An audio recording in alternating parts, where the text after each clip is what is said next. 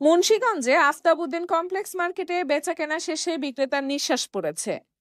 মুন্সিগঞ্জবাসী 1 থেকে 25 রোজার মধ্যে ঈদের মার্কেট শেষ করে ফেলেছে। বিক্রেতা বলছেন, আগের ঈদের থেকে এবার ঈদে বেচাকেনা বেড়েছে এবং তাদের দোকানের অর্ধেক জামা কাপড় শেষ। এখন শুধু কিছু বাকি থাকা পণ্য বিক্রি করছেন। তারা আশা করছেন শেষ মুহূর্তে কিছু ক্রেতা আসতে পারে, তবে মূল বেচাকেনা প্রায় শেষ। বিক্রেতারা বলছেন, এবার ঈদে কেনাকাটা ভালোই হয়েছে। বিশেষ করে তরুণদের মাঝে ফ্যাশনেবল পোশাকের চাহিদা বেশি ছিল। তারা বলছেন, যেহেতু মাসিক বেতনভোগীরা সাধারণত শেষ মুহূর্তে কেনাকাটা করেন, আগের চাইতে অনেকটা বেচাকেনি ভালো। আগে ঈদে কেমন ছিল আর ঈদে কেমন? আগের ঈদের চাইতে এবার অনেকটাই ভালো সাড়া পাচ্ছি। কাস্টমারের বেশি, সেল হচ্ছে ভালো।